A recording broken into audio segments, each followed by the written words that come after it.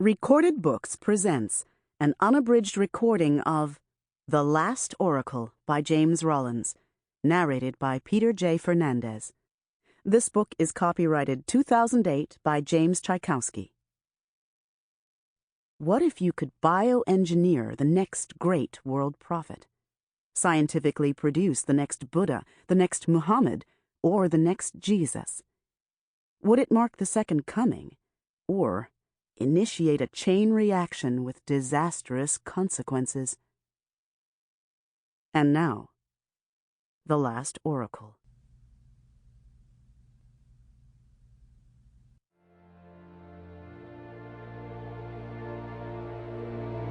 From the historical record, the greatest blessings granted to mankind come by way of madness, which is a divine gift. Socrates, on the Oracle of Delphi.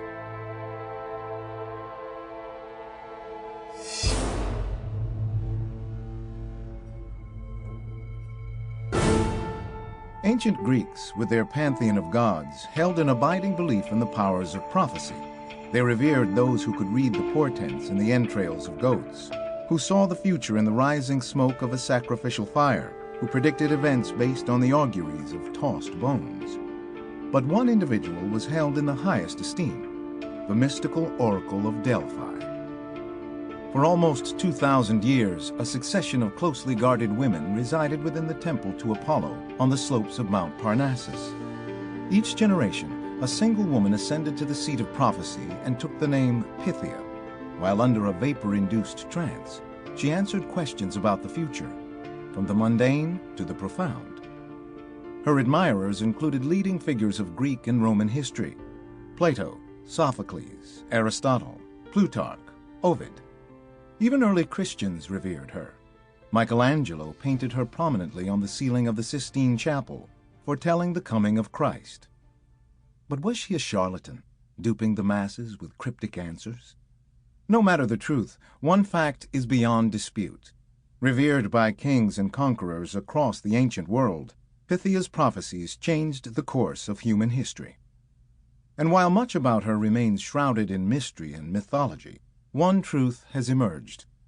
In 2001, archaeologists and geologists discovered a strange alignment of tectonic plates under Mount Parnassus that has been shown to vent hydrocarbon gases, including ethylene, which is capable of inducing a trance-like euphoria and hallucinations, the very vapors described in the historical record.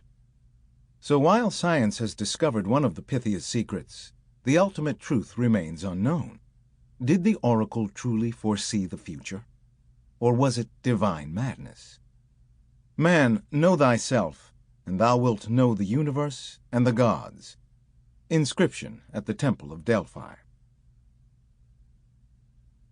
A.D. 398. Mount Parnassus, Greece. They had come to slay her. The woman stood at the temple's portico.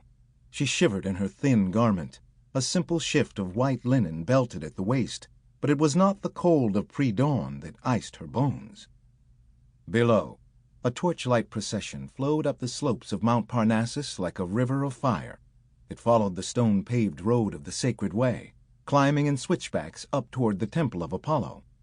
The beat of sword on shield accompanied their progress, a full cohort of the Roman legion, 500 strong.